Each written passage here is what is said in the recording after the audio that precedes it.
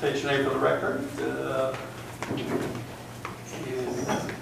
minutes.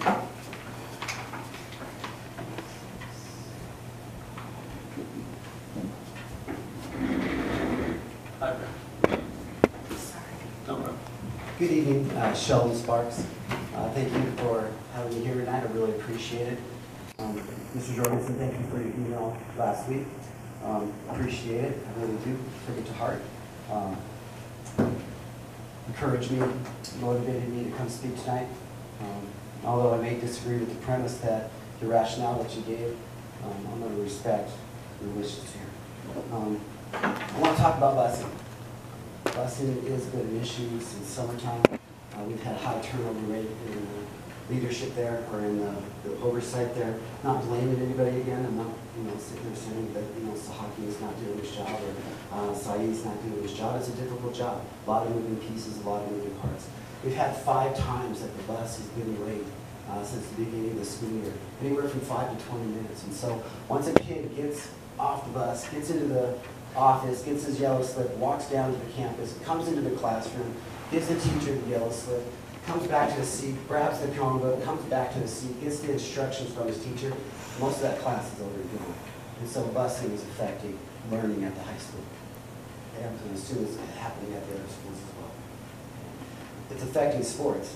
In the turnover between Mrs. Natasha, Wanda, and Saeed, there's not a lot of on-the-job training. This job is a lot of moving pieces, a lot of moving parts, and we've made mistakes. And again, I'm the coordinator, I'm the athletic director. I need to have buses there, and I'll take responsibility for buses not being there. But for me to do my job effectively, I need support. And part of the support is having buses, having enough drivers. And I know, sir, that you talk about not buying buses, and I totally understand your perspective. I've listened to you a long time. Except part of the problem is those buses are 32 years old and they break down. We hire 2 part-time mechanics to keep them running. And so at some point, we need to replace those buses. And so I look at it and I go, we have a little bit of money in the kitty.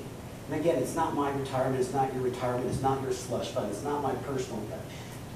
I think it's for things that are important. And I think busing is important. And so I hope you hear my heart tonight. I'm not here accusing anybody, I'm not blaming anybody. I'm literally saying we have an issue and we have a problem. Thank you very much for your time tonight. Good evening, Sheldon Sparks. Thank you for having me here. Appreciate the letter and correspondence from Mr. Jorgensen. Appreciated his perspective. And although I may not agree with everything, I'm going to respect his wishes. Sorry, Mrs. Jensen. I'm here tonight to talk about buses. We have a busing issue. In my humble opinion, I don't think we have enough buses. I don't think we have enough qualified drivers. And we're asking people to do a really difficult job with no support. We're asking people to perform miracles. And that's impossible to have buses when you don't have control. I know I'm kind of rambling, and this is off my guard, so forgive me. My heart is that we understand that this is not just affecting students, it's affecting staff, it's affecting learning, and it's affecting the way we do our jobs. And that frustrates people. If you didn't have all the resources that you need, and you're asking somebody to coordinate something, and every time something, not every time, but a lot of times when something happens and you make a mistake, it's your mistake, but man, it really isn't my mistake. I need some support. I need to make sure I have the resources to do my job effectively. So I'm here tonight to talk about buses. Please figure out the busing issue. Rent vans, go to Uber. I don't care. But make sure we have buses. And the reason I brought up that budget thing last time wasn't to make a point and rub your nose in it. It was just to say that sometimes I feel like we rob Paul to pay Peter. And we move this guy from here, we move him over there. Well, now we just created another problem. So I think if we had enough staffing, we had enough equipment, we had enough training, we had enough support, I think we can solve this problem effectively. So thank you. President? Yes. Let the record show that I asked Mr. Sparks to repeat his comments the best he could, because there was a report that someone could not hear in the Zoom audience. We should retain all of Mr. Sparks' comments heard and unheard for the record, please. Okay. All right. Moving on. Item number 3, closed session discussion items. The board, do have a motion to consider? Kelly Johnson, so moved. Falls, you have second. Call the question. Kelly Johnson, aye. Falls, you have aye. Brianna Texoni, aye. Mr. Wadsworth is absent. Tim Jorgensen, aye. Motion carries 4-0. We'll adjourn to closed session 29. You have a slide. And we have a recognition of Dr. Zahaki. Thank you, Mr. Jorgensen, school board members. I have the honor to introduce our 2022-23 student board member representative from Vasquez High School, Emily Hunanian.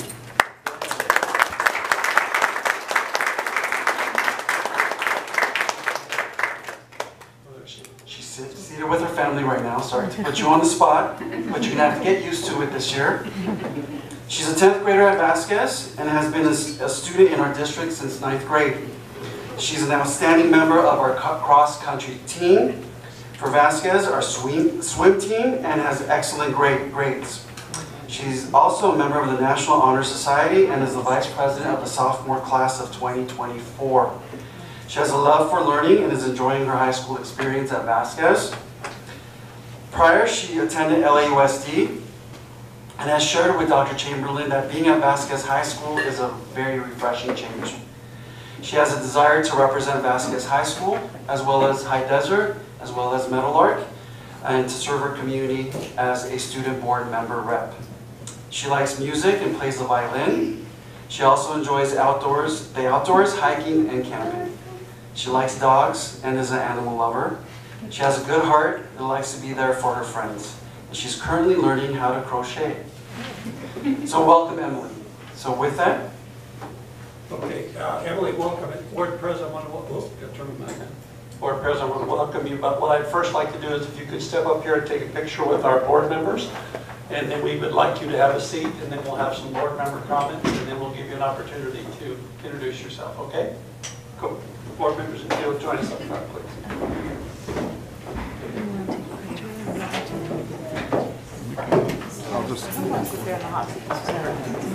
Very well-rounded young lady, so we welcome you to the board. We look forward to what you have to bring us as far as reports and let us know the happenings of the school. And this is a great step for a great leadership position, so thank you so much. And this is a big opportunity and a lot of volunteer time, so thank you so much. And thanks to your parents, so glad you could be here this evening. Emily, I'm happy to hear that you're willing to represent your underclassmen, kindergartners. They always have the best ideas because they don't get messed up by adults yet. So talk to them, get their direction for us, and it'll probably make the most sense. Welcome aboard. I'm super excited that you're here, and I just want to thank you for being willing to take on this huge role as a leader for your school and for your whole district. So thank you very much. Thank you to your parents for allowing you to take the time out of your academics and your sports to be here. I'm super excited to have you, so thank you. Okay, I want to make sure I get this right. Your last name, is it pronounced Hunanian, or how is that pronounced? It's pronounced Hunanian. Hunanian. Okay, I'll make sure that I keep that accurate. I want to welcome you aboard. This is something that's really terrific, that we have student representatives that can come in and bring some of the students' concerns and activities and events from all 3 of our campuses. Gives you an opportunity to go back and visit some of our other campuses in between. And we will give you time off for cross country. We'll let you leave early for studies, but everything else you got to be here. No, I'm just kidding. Anyway, welcome. Mom and Dad, congratulations to you, and allowing her to participate in this. This is a significant event for them to put on their transcript when they get ready to go to college. And so welcome aboard, Emily. It's going to be a pleasure.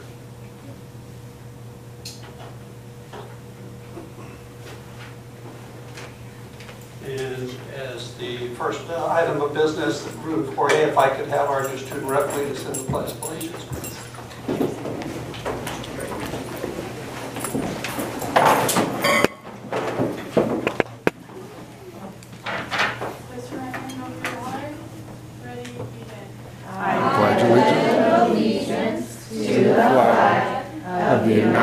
States of America and to the republic for which it stands, one nation, under God, indivisible, with liberty and justice for all.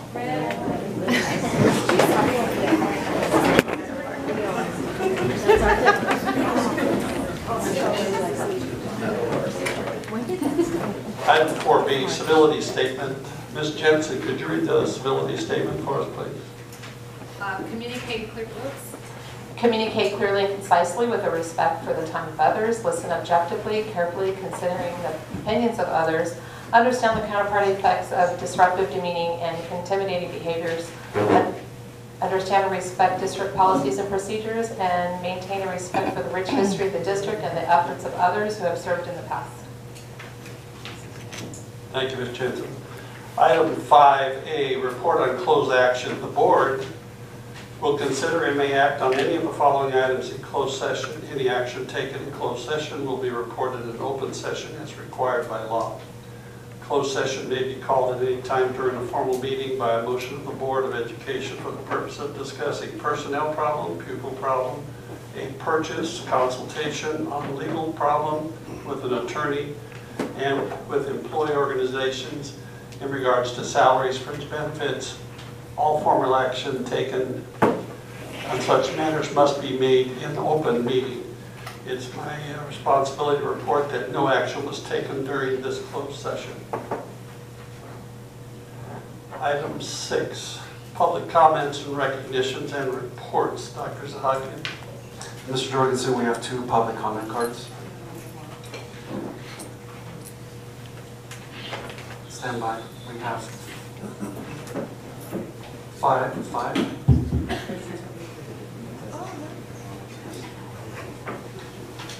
For the record, we have 3 public comment cards. Thank you.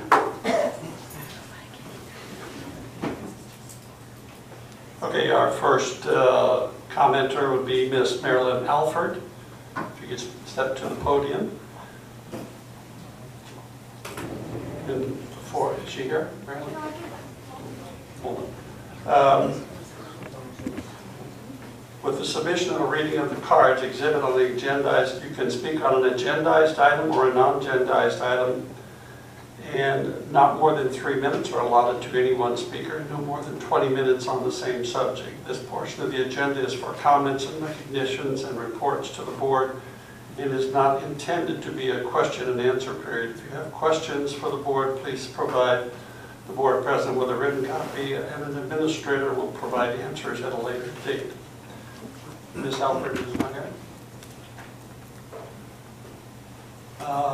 Meredith Fallgetter. Hey, I got it right, I'm sorry. So just state your name for the record, please. Meredith Fallgetter. And there's my son Drew. He's a student at High Desert in the 5th grade class with no teacher. And I guess 2 weeks ago we came and there was a grand plan to have the TOSA strategically pushed into his class, which didn't happen until this morning. So that was like a full 10 days before any of that happened.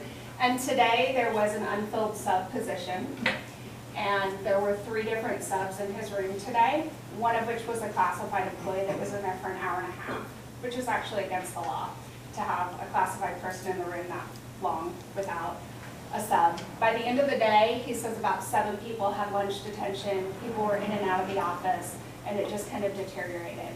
So I have very high hopes of what the district has promised for that classroom, but on to a day like today, to me that's a crisis, when there's no one present for our children. And I don't know how many kids are in there, 35, 36, 37, who have no teacher whatsoever, no long-term sub, no substitute, no credentialed person at all for an hour and a half in their room. I know that the district is doing absolutely everything they can to fill that position, but I just think that more needs to be done in the interim. I know that there is a plan that was pushed out to all the parents today to have the TOSAs come in 5 days a week, but on days like today, my hopes just like plummet, because there they were in a room without any teacher whatsoever, no one that they were accountable for. And what happened was they all just ended up in trouble because there was no one there for them. And I'm just afraid that the longer this goes on, it is going to be a group of kids that are going to be extremely hard to manage. And I guess I'm just really disappointed that nothing was done in an emergency like this. And it's upsetting to me. I know that you'll speak later about all the grand plans that we have, but I think right now it has to be day by day. What are we going to do on Friday if there's a situation like this? What happens on Monday, Tuesday? Because each day that passes that they are left unattended is a day that they lose learning, their behavior gets worse, they come home having a really bad day. So that's all I have to say for now. Hopefully there's other comments. Thanks. Thank you.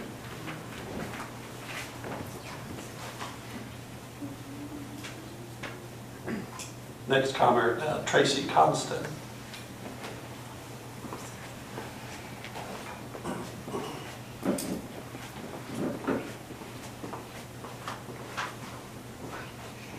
Please state your name for the record for Tracy, please.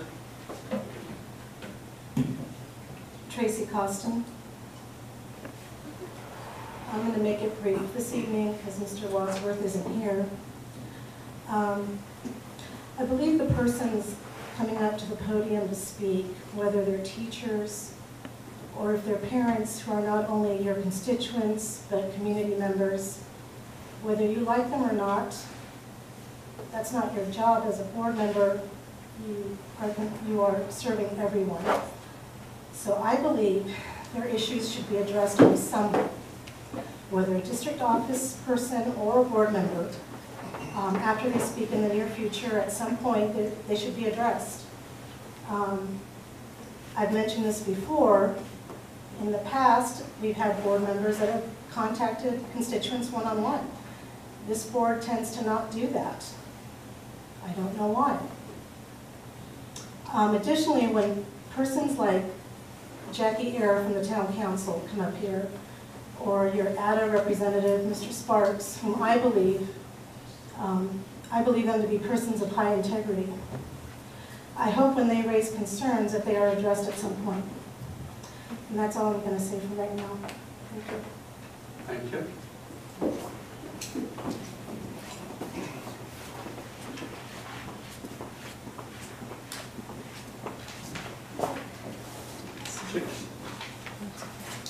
6B, Golden Spotlight, Dr. Zahaki. Thank you. We have great representation from Meadowlark Elementary, so thank you for being out here this evening. Great to see all your faces. As we continue with our district recognitions at our board meetings, we're looking to celebrate Meadowlark Elementary this evening. Tonight we are recognizing staff members and a student from Meadowlark. I'd like to go ahead and turn it over to our principal, Ms. Moynihan. If you could come up to the podium. We have a certificated staff member who will be recognized this evening, a classified staff member, and an amazing fourth grader from Meadowlark. So, Ms. Moynihan, please. I'm so excited to be here and to recognize amazing brilliance at Meadowlark. So I'm going to start with our certificated staff member, Ms. Scheidig. She's a fourth grade teacher at Meadowlark. Ms. Scheidig goes above and beyond every single day. She welcomes all students into her class and works incredibly hard to meet the needs of every single one of her students. If her student has a special need, she reaches out to everyone to make sure that she is meeting every need for that student and then does it for each one of the kids in her class.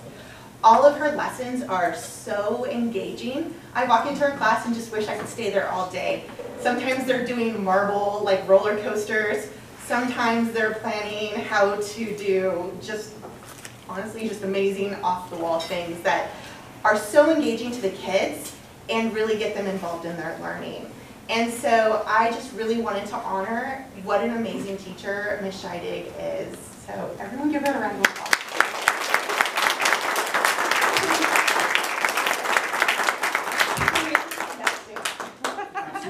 Okay, Ms. Scheidig, you must stand up. So everyone can applaud.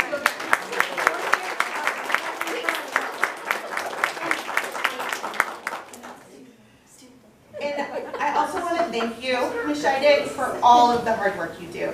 All of those extra hours you put in, all of your patience, all of your dedication, how much you care for each and every one of your students is so evident every single day. Thank you.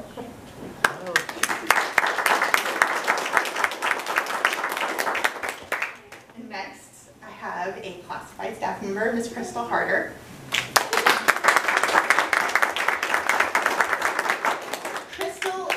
an intervention aide, and she works in our intervention class helping students to learn phonics and phonemic awareness, learning how to read. But Crystal is so much more. Every day she comes to work and jumps into any problem that arises, and she wants to help. She will volunteer her time to learn how to do just amazing, extra wonderful things. She is always so positive with all of the students and all of the staff members. She really wants us to come together as a community to support all students. And honestly, I can't say enough good things about Crystal because she's just so amazing and jumps in and does like everything. Honestly, every morning I look forward to, because we have our little 10 minutes out together while we're waiting for the buses to come, that boost from Crystal and her positivity make my day much better. So Crystal, you have to stand up. And I want to thank you so much for all that you do for Meadowlark. You are really one of the pillars that is really holding us up, and thank you. And last but not least, I wanted to honor our 4th grade student, Max Davis.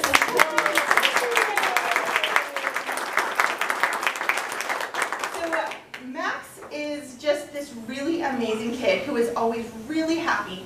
He is at school, he is friendly, he is kind. And the reason I really want to honor him today is because he is so dependable and shows so much character at school. When I need a helper, like I need an older peer helper to help a student who's in kindergarten or a student with special needs, I can always depend on Max. I can say, hey Max, little Johnny really needs help to get to the TK yard. Can you help him? And he does it with such a big smile, even with other peers around, and encourages his peers to help other students as well. This includes students with special needs. He will stand by them and be their friend and help them to their bus. He is so dependable and he is so kind and so honorable that I really needed to honor him tonight. So Max, you have to stand up now.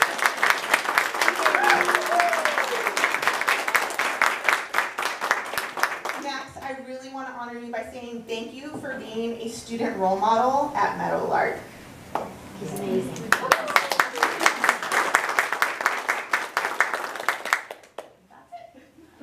Thank you, Ms. Moynihan. And I have to echo her sentiments as well. Although I haven't met Max one-on-one, I'm sure he does outstanding things at Meadowlark, and he's a fantastic role model for all of his peers at Meadowlark. But I do have to say, for Ms. Scheidegg, anytime I've dropped into the classroom, I mean, the epitome of professionalism, the engagement with your students, and the care that you take for your students is evident on a daily basis. Thank you so much. I want to echo some of the words that Ms. Moynihan mentioned. You are all pillars for our school district, and we want to thank you and appreciate you this evening. And with that, if our honorees could come up for a photo with our board after board comments, is that what we'd like to do?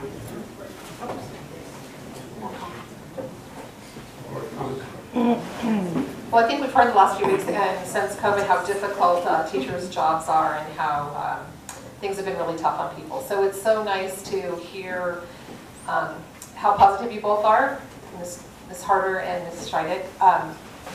That's just such a quality that's so needed right now, and so I just want to thank you. And every time I've been in your class as well, you're just always so positive and just so kind. You feel welcome the minute you walk in your classroom for anyone, including board members or whoever comes to your classroom. So thank you for that.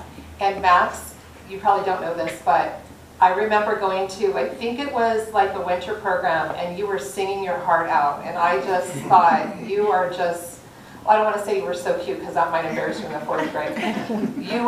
I just remember you were the best part of the whole program, and I remember watching you.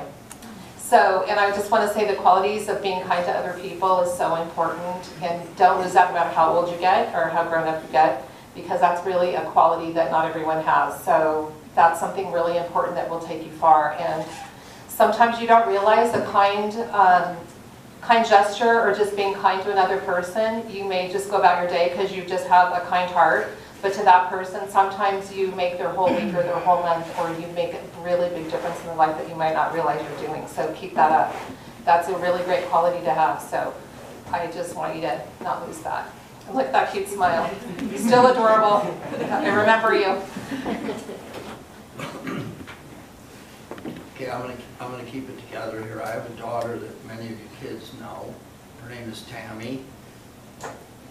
She was given a prognosis that her cognitive level would not exceed 7 months of age at adulthood.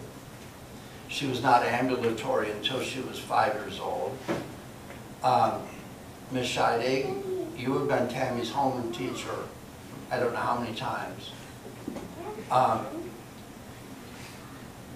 Ms. Harder, every time I see you, you've got something good to say about my daughter. And because of you all, Tammy has transitioned into Dr. Chamberlain's world with people back there. You have made my daughter, who has never said the word daddy in her entire life, part of your community.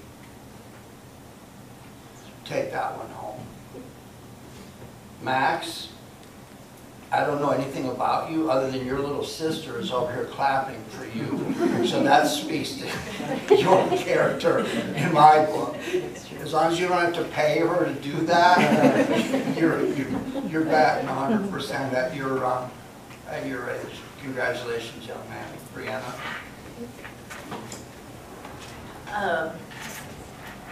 I definitely noticed the two cuties in the front row when I first sat down. We don't feel like bringing it, so thank you for doing that and sharing your kindness and your light and your positivity with those around you. Miss Gabby, known you for a little while, and you have been my kids' teacher.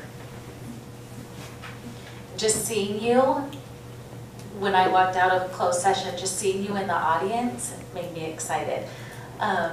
I get excited every time I see you. You're always so positive, and you are such a joy to be around. When I was a mom and a staff member, you made my day.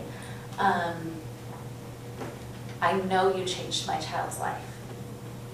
When you had Hunter for 3rd grade and then for 4th grade, the difference in my kid, because of the way that you approached his needs, you made him a different person.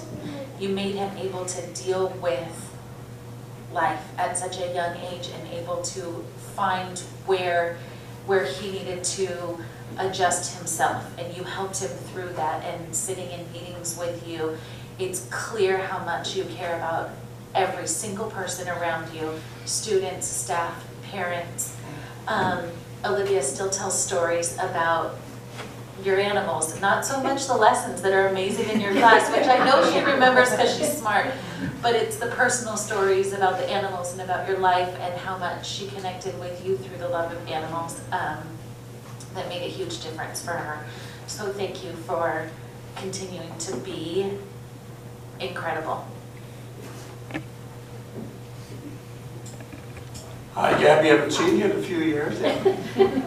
But what you do is like such a strong commitment, and the high energy you bring to your classroom. I remember from years ago, we would sit in meetings and PDs and come into each other's classes and share ideas, and you were always the bundle of energy. So I am so pleased that you're able to be recognized for the hard work that you have done for years and years, and you're still doing it. So congratulations to you. I know that you've made a difference in hundreds and hundreds and hundreds of children across the board. Crystal, I haven't known you as long, but I hear great things, and if it's anything like what Gabby's doing, the two of you working together, super that you're recognized for the energy and the positive attitudes that you bring to your students over there. So thank you both for that. And Little Max, that's not Little Max, it'll be Big Max, man. What you do is just so courageous, and it's really unique that a young person of your age can be willing to do that amongst their peers to help out their other students that may need guidance at the request of an adult. That's super, man. That is going to be really huge for you as you go forward. There are going to be teachers going to be looking for you to want to have them in your class when they get to high school, because they know they're going to have a real dependable person there with character and integrity. So congratulations to you, and thank you, Mom and Dad, for allowing us to experience his gratitude. It's really super. Thanks.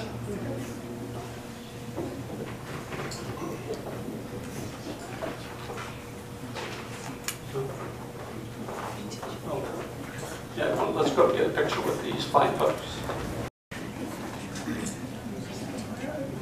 Item 7A, have a representative, Mr. Sparks.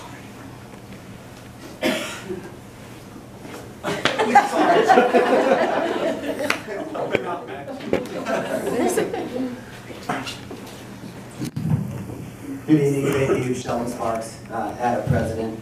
Just wanted to give a shout out to some Meadowlark teachers.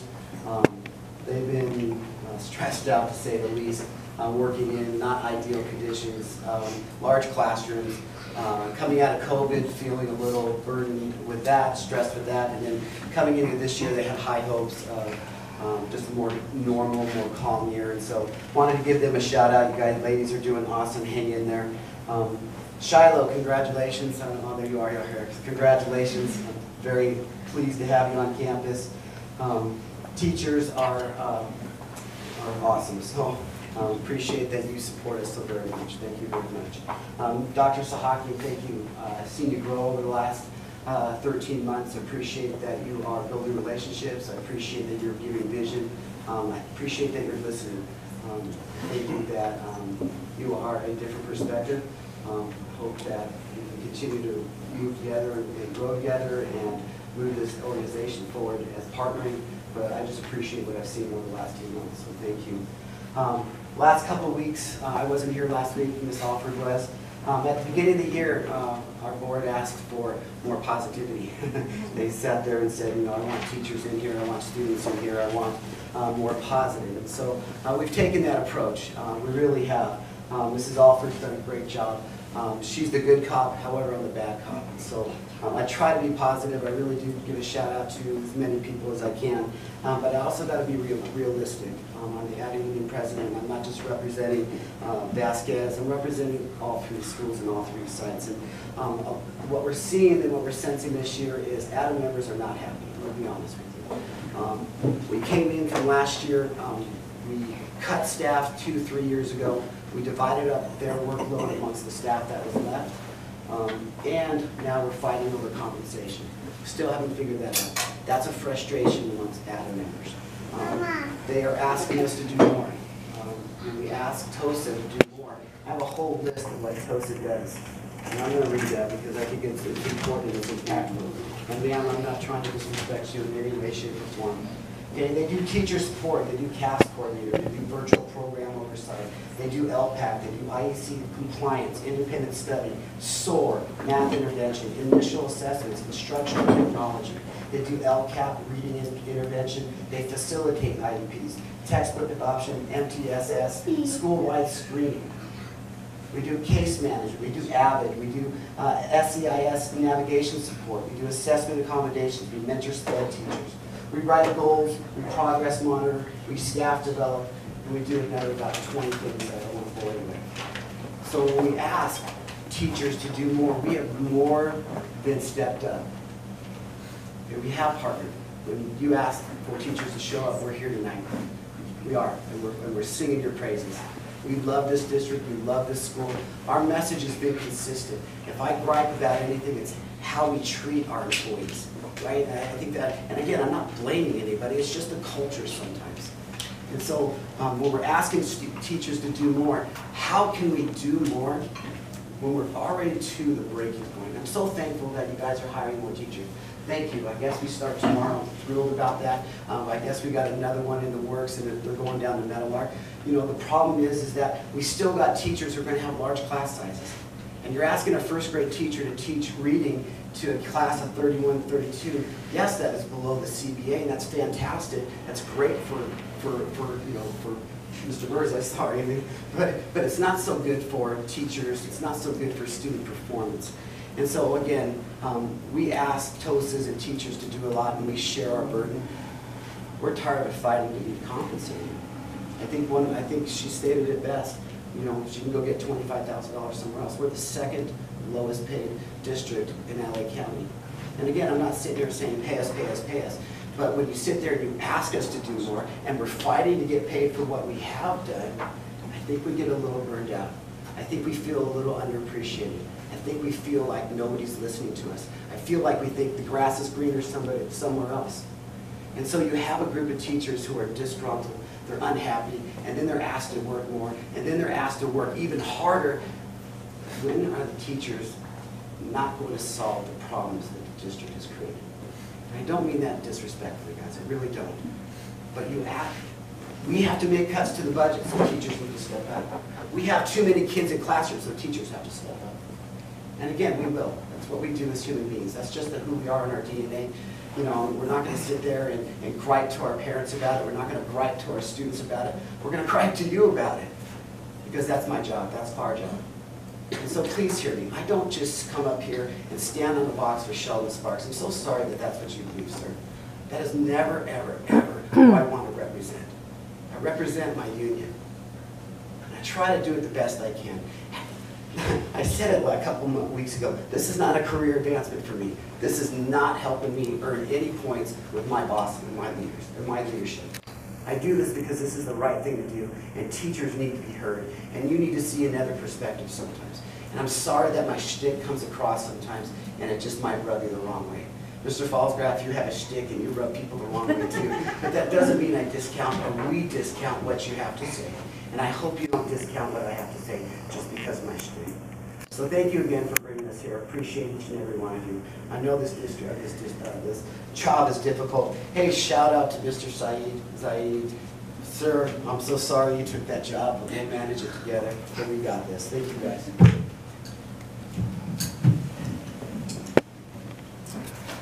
Thank you, Mr. Sparks. Good night, guys. CSEA representative? Not here tonight. Student representative?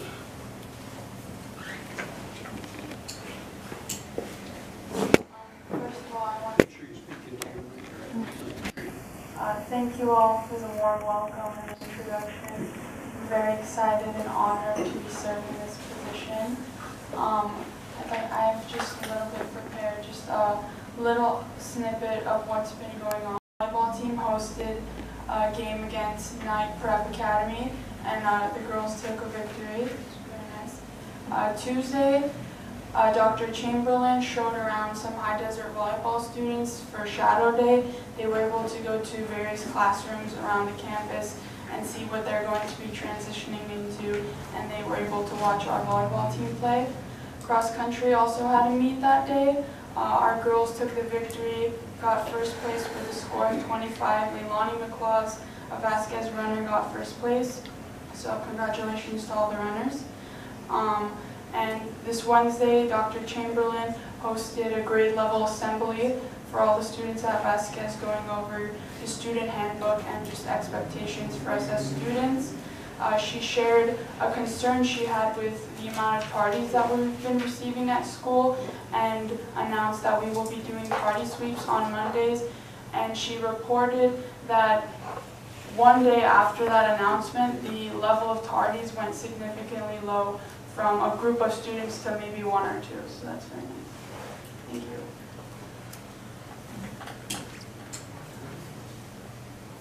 Superintendent Gold Standard report, Dr. Zahari. Well, it's hard to follow Ms. Rumanian, so thank you for that, Emily. All right, student achievement. Vasquez High School proudly held their back to school night last week, September 14th. Got some photos there. I crashed a few classrooms, so thank you teachers for accommodating me. Parents, students, and staff started their class rotations with period 1 at 6:34 p.m. The back to school night concluded with a question and answer session with Dr. Chamberlain and parents and anybody who wanted, that time with Dr. Chamberlain. A big shout out and thank you to the Vasquez teacher staff, classified, certificated, for such a well-organized evening. So thank you for all that you do. I'd like to also provide a quick update for our High Desert 5th grade class with a long-term substitute.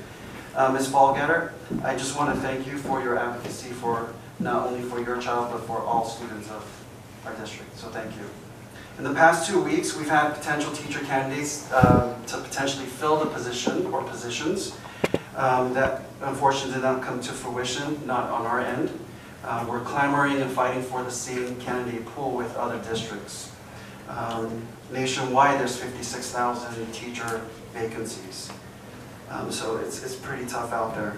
As of today, the 5th grade class received push-in and preparatory support from 2 TOSA teachers, and this will continue until a permanent classroom teacher credential is identified for the classroom, and the TOSAs will push in 5 days a week. They lend lesson planning, classroom management, and best practices type of support to the classroom. HR, thank you, Ms. Shah, for your diligent recruitment efforts for the existing vacancies. As a district, we remain steadfast in making sure that we're providing high-quality instruction for all of our students for our district. Moving forward, thank you. Effective instruction and leadership. We have a photo of TOSA Ms. Nicole Chun. With a continued focus on professional development for our amazing classified staff members, a training was held on September 13th here at the DO. This tailored PD was intended for our front office classified staff, both at the district office, as well as our amazing school site office staff. The PD was led by our TOSA, Ms. Nicole Chun, and organized by Ms. Yolanda McCauley, my executive assistant. The PD was focused on Google and introducing Aludo sessions.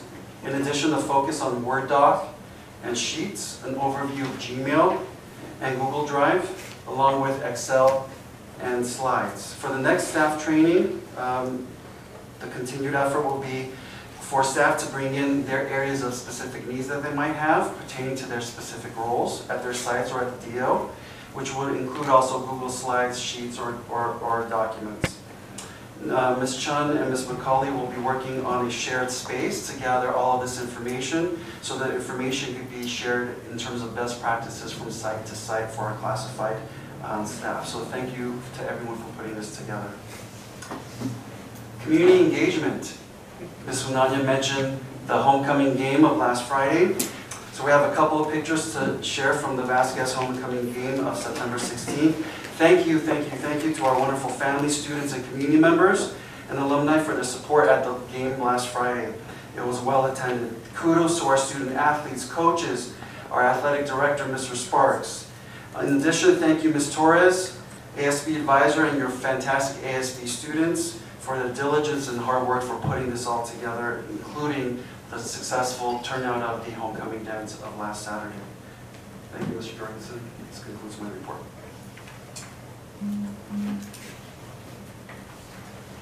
COVID-19 reports, Dr. Zahakian. We go to highlights to COVID. All right. LA County is now at a low risk status, which is good news all across LA County. Although our risk is low, it is good to remember that COVID-19 claimed the lives of 97 individuals in LA County just last week alone. And we should all be taking precautions to keep each other safe. In the Acton and Agua Dulce surrounding areas, there have been 7 new cases this past week. In our school district community, we've had 8 positive cases last week, and exposure notifications have been sent out due to those exposures. Our employees received some good news, we'll take good news, last Monday, that the requirement to test if not vaccinated have been rescinded. So that attendance is something from 1995, or even tout that I have 21 years of personal experience looking at commissions and city councils and say that I have enough government ability and governance ability to be a substitute. That is not true. The California School Boards Association Masters of Governance training is what you need to be an effective board member. What I'm asking for is this district, knowing that barring some unfortunate event, that the people who are going to join us at the end of November, early December, have the opportunity to go that training because it's offered now. And when it happens now, if the district attorney says we can't pay for this with taxpayer funds, then at least consider offering the board members the ability to self-fund until the point where they sit up here and sworn in their recompense.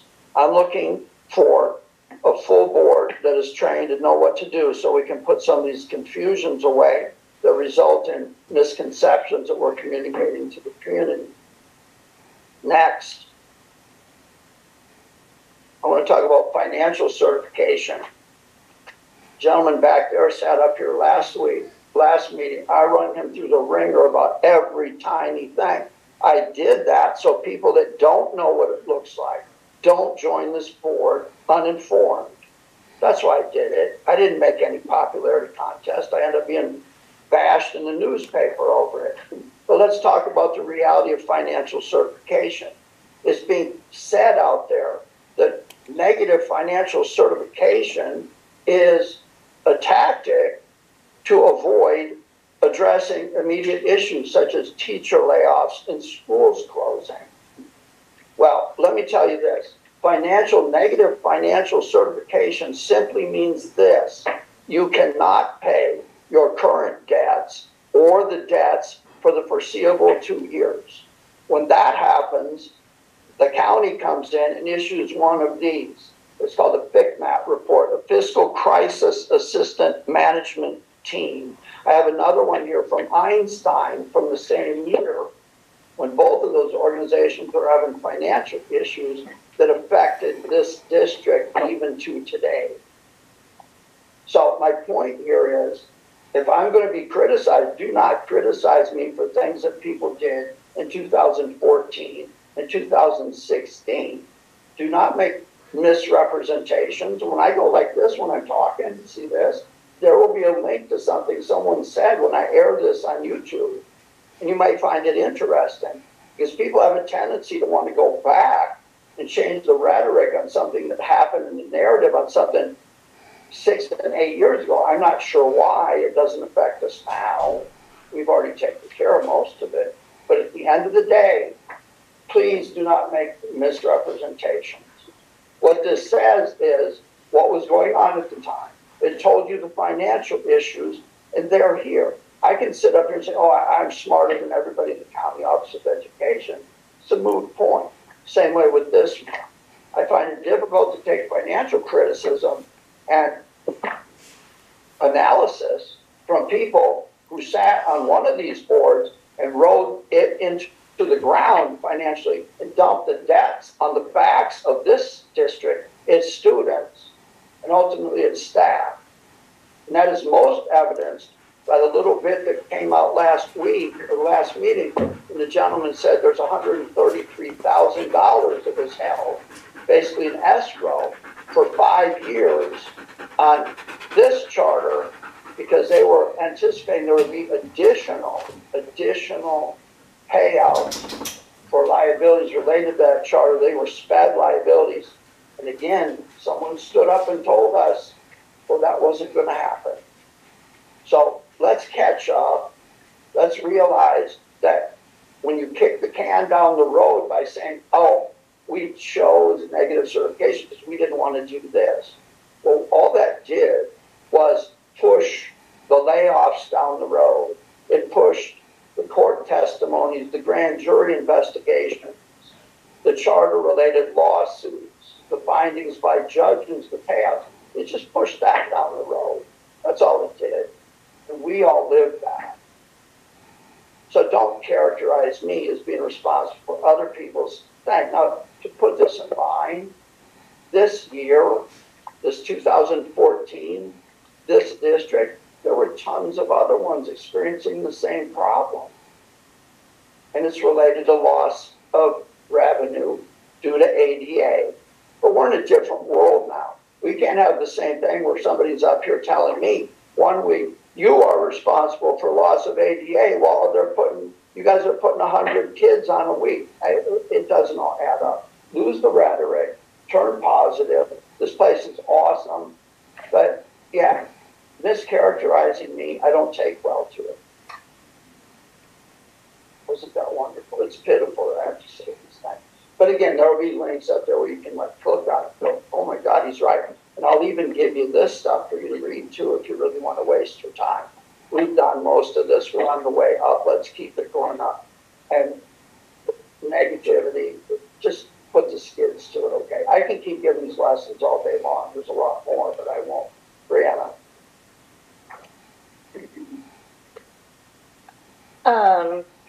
I want to start by thanking Emily for your detailed report. That's always my favorite, to hear what's going on in our schools from somebody that's actually in our schools every single day. So thank you very much for letting us know all the great things going on in all the schools. You brought up stuff that I didn't know was happening, like tardy sweeps, and I'm a tardy person all the time. I was tardy today. Being on time is hard, but man, it's so important for school. So thank you, Dr. Chamberlain, for trying to counsel kids through that and letting them know ahead of time, hey, this is why this is affecting us, and making a positive change. Being tardy is hard, but I know teaching kids at a younger age to not be tardy will help them in the future, because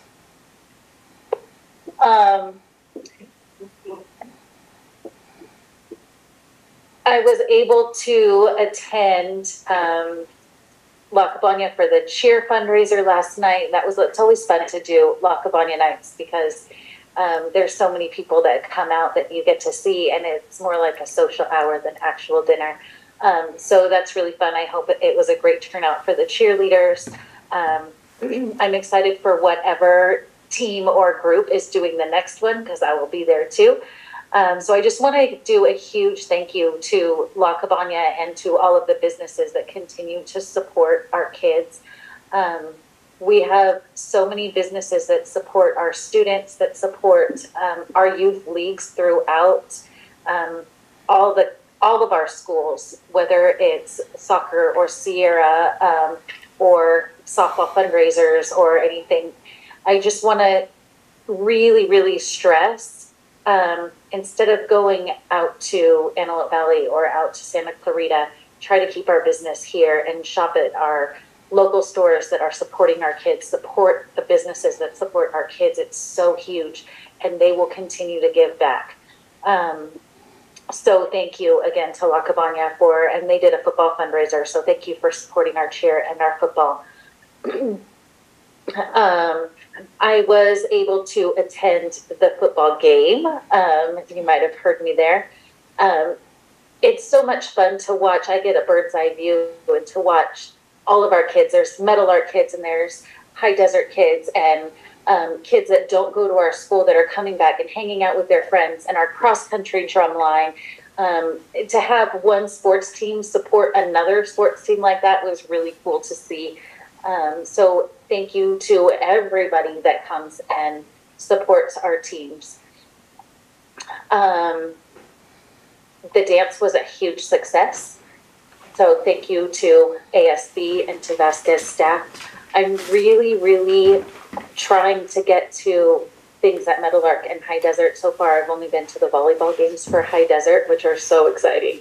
If you're looking for something exciting to do, come to our championships that will be held at Vasquez. They're really exciting to watch, and those programs that are so good in junior high are going to build our high school and just make our high school sports even better. So I know that our cross-country team that is winning, placing first place, those kids came from High Desert cross-country, not all of them, but they are building and coming from High Desert sports and building our Vasquez sports, and that's so important. I'm excited to get out to more of those and just see our awesome kids. I want to send a shout out to the two people that sang the national anthem at our homecoming game. We had Roxana Cruz.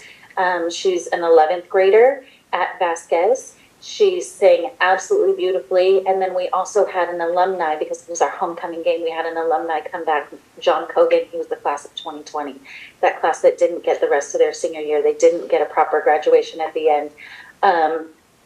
Last minute, they were double booked. So they didn't know that the other was showing up. So about 10 minutes before they sang, they stood outside the announcer's booth and they practiced together and they worked it out, and they gave me chills and they made me cry, and they just sang so beautifully. They did such a good job. So I just want to thank them again for having, for taking the time to come out, and then also having the guts, and then being so professional about being thrown completely through a loop and still making it happen and making it absolutely beautiful.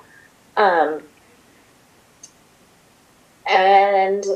Mr. Sparks, I don't know if he's still listening. Coach Sparks is somebody who I respect so much, both on a personal and a professional level. He's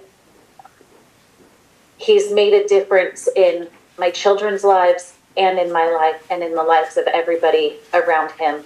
And he continues to do so every day. So when Coach Sparks comes, and when Mr. Sparks, the ADA president, comes and speaks, he always apologizes, and I never take it to where he's belittling me or telling me what to do or talking to me in any kind of a rude way. I feel like he's trying to make that connection. And that's something that I respect so much, that when you can take some negative feelings and bring it and try to make the connection and trying to make it work and build it for the good of his entire, all of his colleagues, his entire union. So I just want to say, Sparks, I appreciate you so, so, so much. And I rub people the wrong way too, so I get it. But I just really appreciate you. That's it. Well, first off, I want to welcome you, Emily, and glad to have you here as a student representative. So I'm pleased that you're going to be here. Look forward to your reports if any time that there's a cross-country practice or you have some studying to do. Your parents say you have curfew you have to get back for, and we adults begin to talk on. You can exit at any time, so don't feel like you have to stay for the whole time. But we really like you. Appreciate you being here. So congratulations again. We'll send her home in a reasonable hour. She doesn't have to stay and listen to us. I arrived late after officiating volleyball to the football homecoming. It was great to see the crowd of people there for homecoming. The canteen was open, and there was a lot of really good spirit going on. It was really terrific to see that under the lights there at the high school. And I stood as the floats came down, and I don't think I've ever saw, I think there's been a record, more kids on a float. There were kids everywhere on the floats. It was really terrific. And they would stop and they would, get off, we got to get going. And it was fun to watch the frivolity and all the fun that they were having. And I was surprised, I think it's the first time that I'm aware of it, that there was a float from High Desert there, which was kind of cool. The kids were having a great, they didn't care, they were having a great time. And then very creative, some parent was pulling a boat and alcohol. Now that's great decoration, have a ski boat there, and then everybody's doing it. So it was terrific to watch that happen and take place. And it was a fun night. And I know the score wasn't what everybody wanted, but those all things come with hard work and continued practice and preparation. But we're on the burners now. We're getting it back in with our students at our fall sports, football, cross country, girls volleyball, getting them back and getting the school started as we recover and get back into class. That was fun to watch. Let's see where I'm at here. And then of course people recognize that the High Desert Athletics, that is really important. It's going to be our feeder to our athletes as they come to the high school. And the girls volleyball is in season now, and I think don't they have cross country going too? They're running. Just started. And the volleyball, and I'm watching as a coach and an official. I'm sitting there watching and to watch the fun that they're having and the anxiety and the thrill they have. There was a young man that was serving, and he got a kill or he got a serve over, and he would just, hey, settle down, we got a game to play. He was just so excited. So it's that building of that potential of exposure where they can participate on a team sport and know that they can build credentials and skills so that when they move to the next level that they can be on the team. And that's something that's really great. Don Schneider and all of our coaches over there at High Desert, congratulations there to get that going forward. All right, here it is. I'm always appreciative. I know that teachers get PD all the time, and I'm really glad that we're offering PD to our classified staff to help them get better at what they do, the tools that they can have to be more effective and receptive to the community and to the supporting the staff on the site. So I was pleased to see that. Yeah, I have Ms. Bonner. Monahan here and Dr. Chamberlain here, and I want to make sure that you understand, and I'm sure you do, but I want to repeat it again.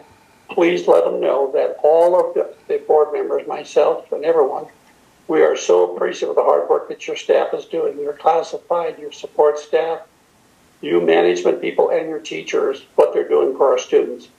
There's a lot of concern about the classroom sizes.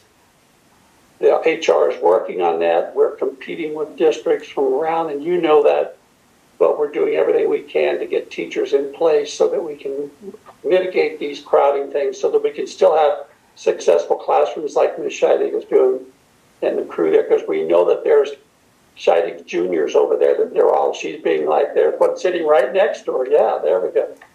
So please convey to your staff that we are, and I am very appreciative of all the hard work that they're doing and the coordination that you're providing and the opportunities to think outside the box as teachers, to respond to the student needs and stay with the curriculum, stay with the content standards. But there's always that gray area in the classroom where they can spring something new and do something new.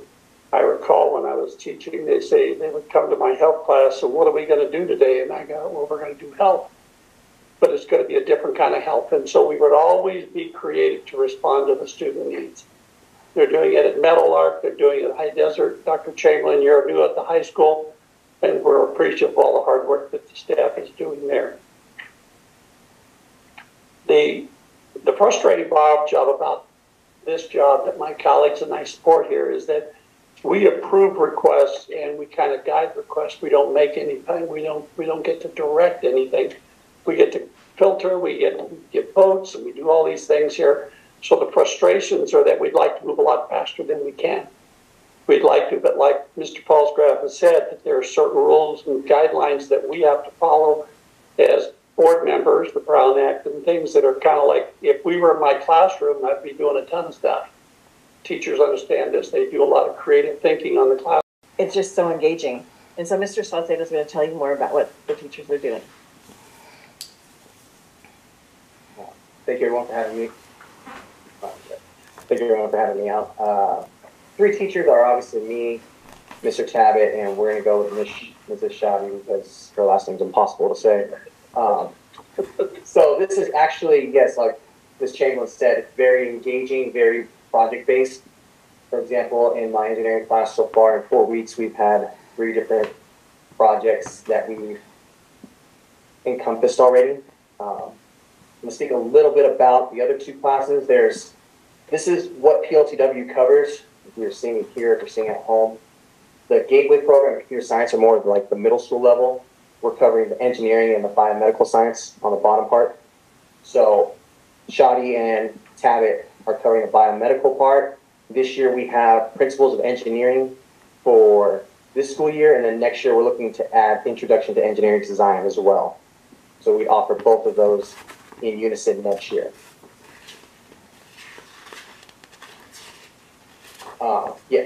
So I'm going to speak a little bit about the engineering course. So to start off the year, we had what was a engineer interview.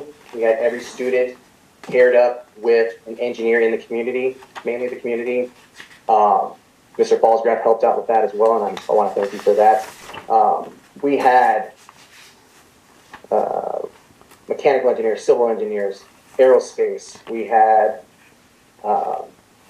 computer engineers. Everything that the students needed came out from the community to help out, and they were tasked with interviewing these engineers, asking them about their career, how they got into their career, the education behind it, basically as an introduction so they can get a feel of what they were getting themselves into and the background needed to get there.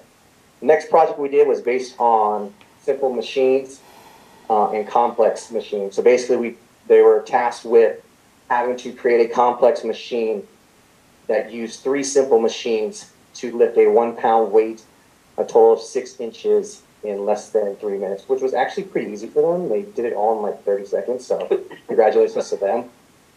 They were doing that in groups, and then this last project we're currently working on is they're looking at different energy sources. So whether that is renewable or non-renewable sources like coal, oil, wind, solar, they are tasked with in groups basically covering those sources and creating a slideshow presentation. So that's currently what we're working on, and I'm excited to see how those projects go. Thank you. But don't go anywhere. Board members have any questions for Mr. Salcedo? No, I'm just really excited. I'm familiar with Project Lead the Way, and I just think it's fantastic. So thank you, and I know it takes a lot of extra on your part to plan all those lessons and plan everything out. So I just want to thank you and your team. And thank you for engaging the students. And I think it's so important for them to have those critical thinking skills if we're going to get them ready for college and beyond. So thank you so much.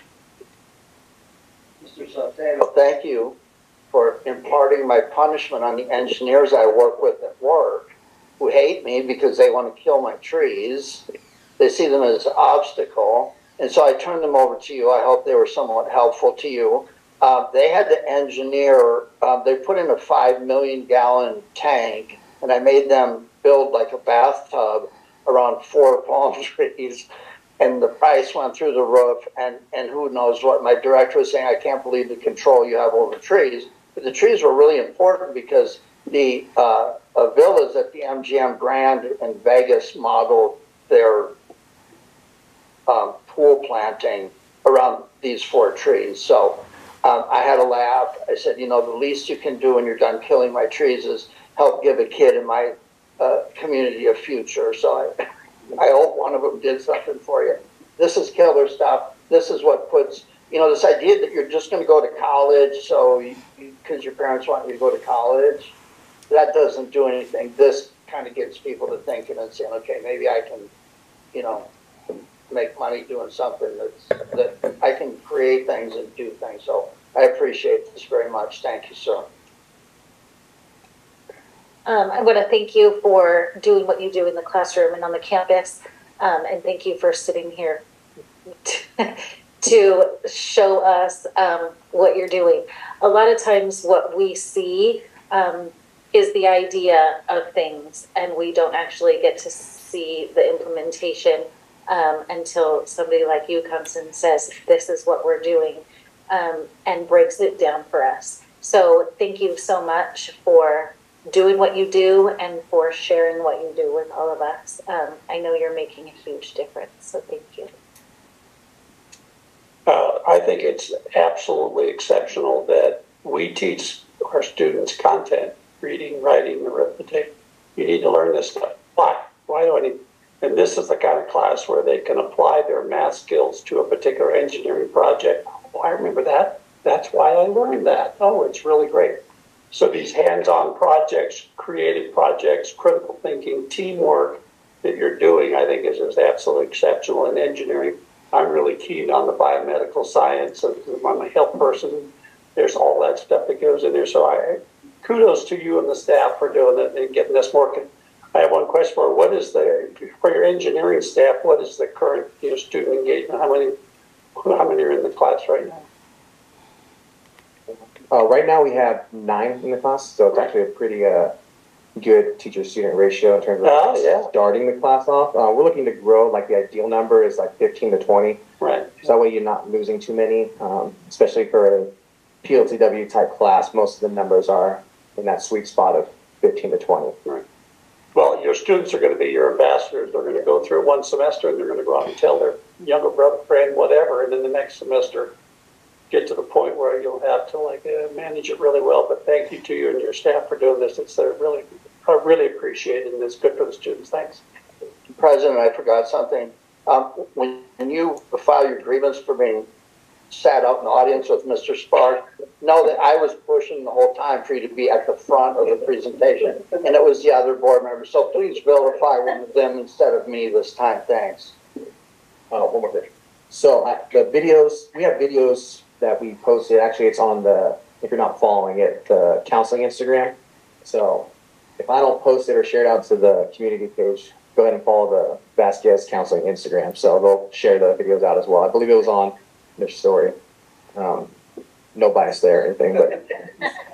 Well, one thing I'd like to invite you to do with your engineering project in the class, if there is a particular project that they complete, a unique, or they do a really exceptional job, book time and come down here and show the community what they're doing. We'll put them up on so that they let the kids show it to the community, bring them in and let them know. Because I know I used to do health PSAs, and we would display it for the board and the community to see, so they get to see it outside the call, get some recognition for students. Anyway, keep up the good work. Appreciate it. Thanks. Item 9A, approval of a consent calendar. Do you have a motion to consider? I'll motion. Brianna? I'll second. Kelly? The consent calendar is going to include items 9, B, D, E, and F. B is a regular board meeting from August 11th, 2022. D is minutes regular board meeting on September 8th, 2022. And E is the warrant register for ratification. The item 9C was pulled and will appear on another agenda. Dr. Zahaki.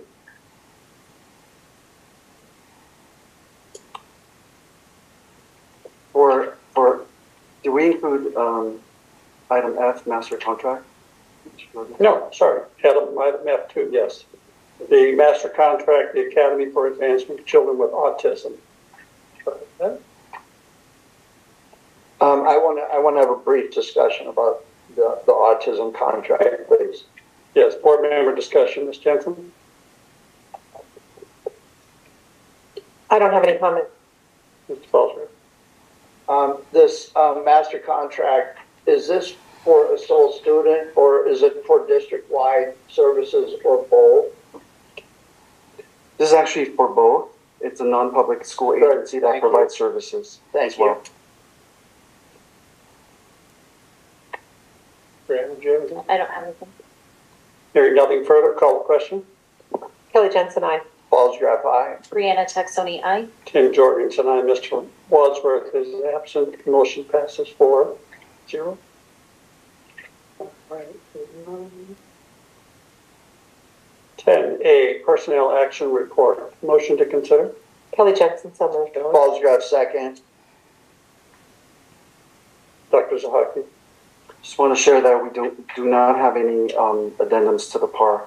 What was posted 72 hours prior is what you have in front of you. Board member discussion. Hearing none, call the question. Mr. Mirza, all these positions that we're putting on, some not that are discovered as we go with enrollment increases, have they been factored into your budget for the second interim report? Yes. Thank you. Any further board discussion? Hearing none, call the question. Kelly Jensen, aye. Falls-Graff, aye. Brianna Taxoni, aye. Tim Jorgensen, aye. Mr. Wadsworth is absent. Motion passes 4-0. 11A, induction program. Dr. Zahaki. The new teacher induction program provides new teachers to the district with information tools in support of their instruction in the classrooms as well as their professional development within the district. We have a short presentation that will be provided by Ms. Shah, Assistant Superintendent, and Ms. Nicole Chantosa. Thank you.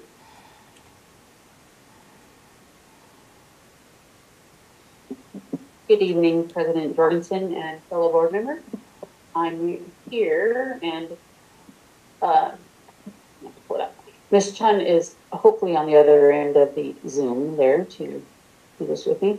I just wanted to say that when I came to the district, I think Ms. Chun was one of the first people I said, do we have an induction program? And she's like, no, but funny you should mention that because I've been trying to get one of those going. So she and I have been working on this for a couple of years, but COVID kind of put a stall on that for a little bit. And actually we have an induction mentor and an induction mentee right there in the second row for you to see. And so we got it going this year. It's awesome. And so I have Nicole on the other end there that she can do our little short presentation for you to let you know about it. So, good evening. I hope I can be heard and that my internet is doing the job. Yep, loud and clear. Perfect. Next slide, please. So induction is how most teachers with their preliminary credential clear their credential. It provides a second tier of preparation and support for our newest teachers. We all know that in a time where recruiting and retaining teachers is really hard, it's even harder for our new teachers. Teachers, by and large, leave the profession within the first 5 years. And so this added layer of support is critical to helping support keeping those newest teachers in the classroom. And I'm really excited to share this because this is the first time since 2013 that this district has had a comprehensive induction program. And so this has been almost 10 years in the making for me. So I'm very, very excited about that. Next slide, please. So just a little overview. We are partnering with the Center for Teacher Innovation provided by the Riverside County Office of Education. They provide us with a program manager and credential analytics support to help ensure that our new candidates are guaranteed that they will clear their credential. As part of the program, our candidates have weekly cognitive coaching with a local coach or a coach provided by the program, depending on our needs. They'll develop individualized and professional learning goals, and they'll attend workshops, receive supports.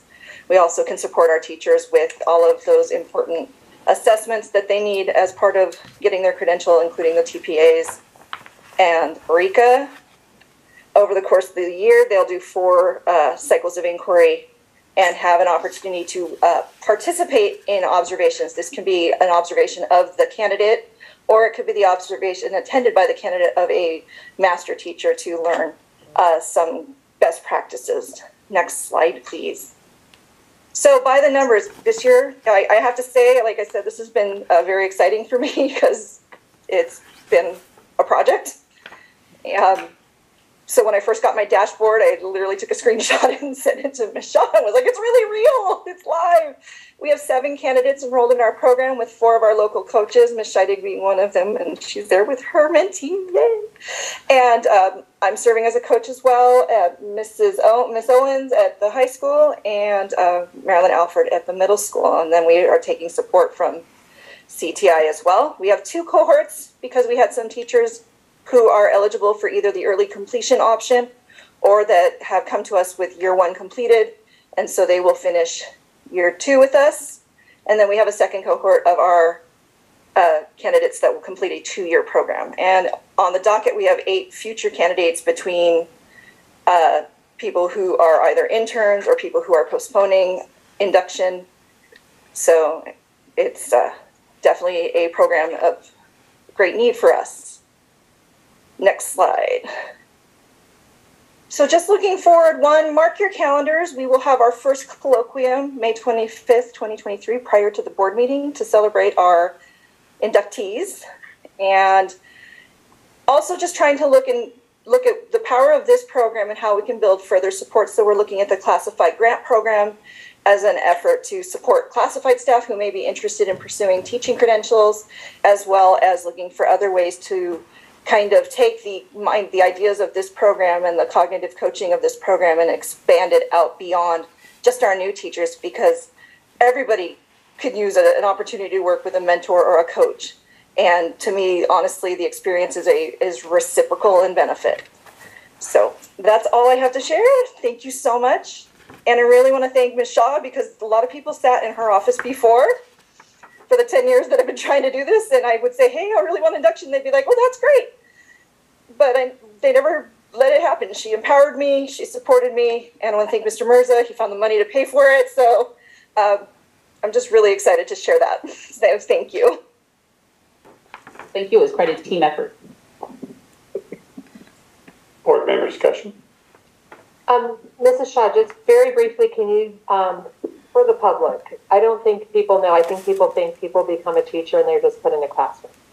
Can you explain how people clear their credential, or just a brief clearing your credential, because I don't know that everybody understands that teachers have more work to do when they become a teacher. Right, they go to school. Yeah, they go to school and we give them keys to preliminary credential. And then you get a job and you're teaching, and then you have to clear your credential. So there's additional work you still have to do, right? So now with the induction program, they have a mentor and a mentee. The mentee is the actual new teacher. You have 5 years to clear your credential. So with this program, they get to work and clear their credential, right? And they, the mentor works with her. They do a certain amount of hours of observations and class work, so to speak, together. They do observations, videos, with such things. And then after those 2 years are finished, they turn in all their things, and then the state says, woohoo, you're cleared your credential, you're finally a teacher. And then every 5 years you paid money and you let you teachers. A lot of hours. It's a lot of hours, and Mr. Sparks was in here earlier today talking about, TOSAs and about how much they do, and I was writing down the list, and I understand like people like Mrs. Chen and the other TOSAs have a lot to do, but I don't know that he put coaching on there. Oh, and coaching, the minimum hours is 23 or 28? 28 hours minimum that she has to do, and Nicole Chen took 2 mentees, so that's 28 times 2 that she's doing. She's support our district, so thank you for all your time and talents. Thank you. Okay, when I read this, I thought induction program, that must be all the calls that the Vasquez office management team is making to new parents on behalf of Principal Chamberlain. Can we ever talk about that maybe? That's awesome. Awesome. Okay. So, Miss Smiley, that's you. My nickname's Stick. Despite what you may hear, other districts are terrible, dismal, awful places to work.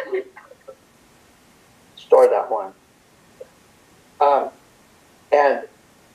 Imagine my surprise, Miss Shaw, that the only time I've ever heard anything positive about you is through some osmosis process in a glorification of Miss Smiley. Miss John, yeah, you were Tammy's homework teacher 19 times.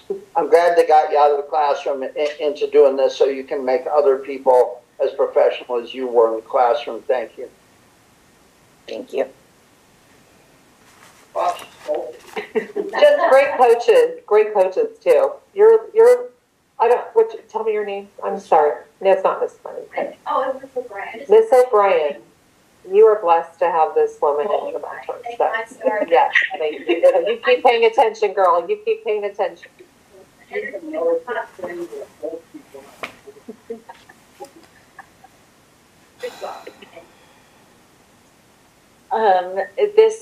This is an incredible program. So thank you, Nicole, for for wanting to do this for 10 years and then actually seeing it to fruition. That is awesome. Thank you, Ms. Shaw. This is an awesome program for our district. Nicole, keep up the good work, I know. Because I remember way back when we go to PDs and you would say, oh, we got to do better with these PDs. Okay, here we go. Back up a little bit, please.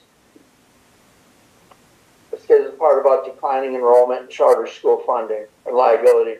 There we go. That's what I'm looking for right there.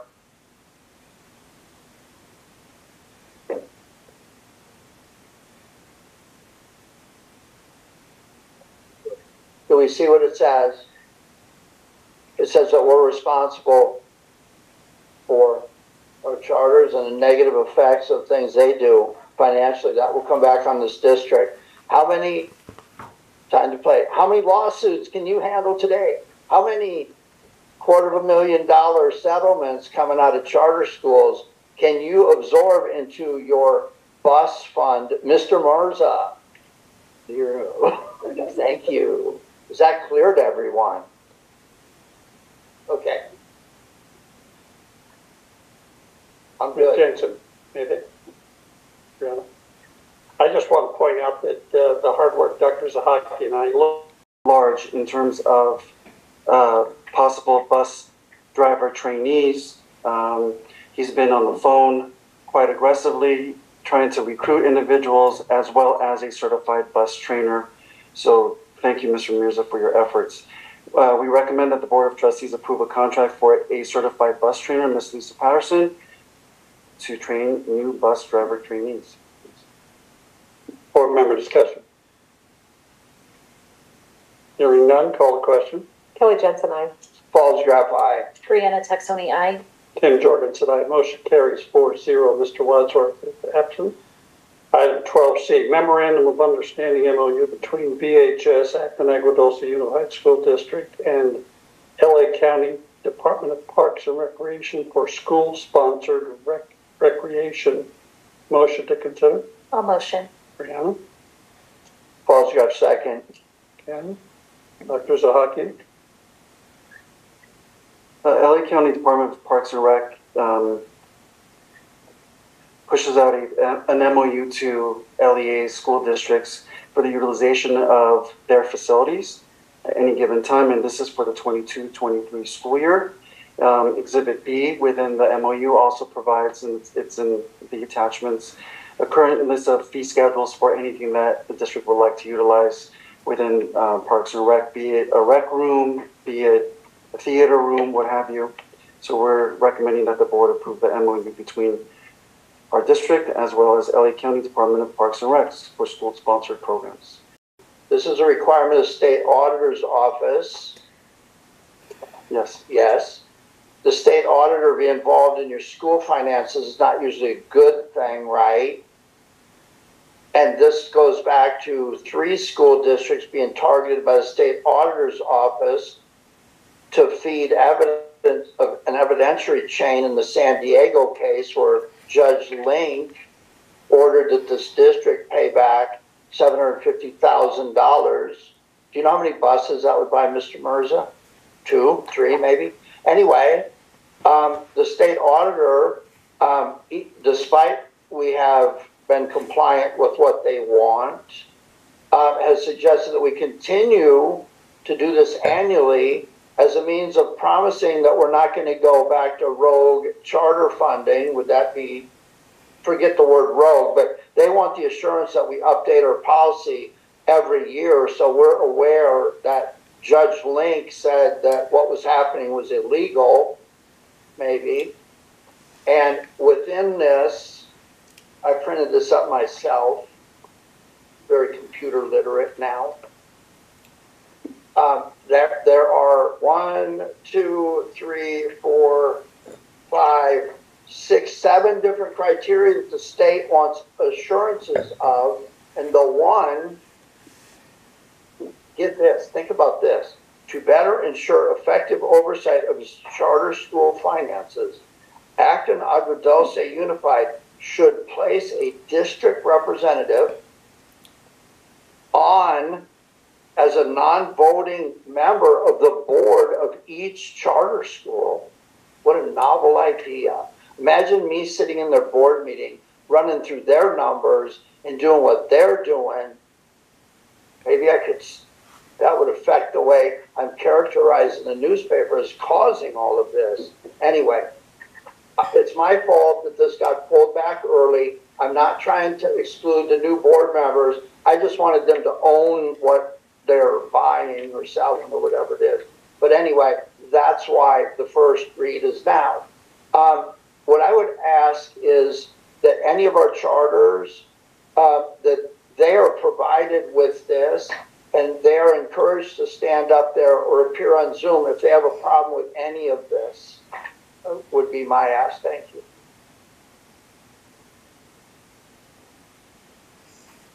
Okay, that's first read.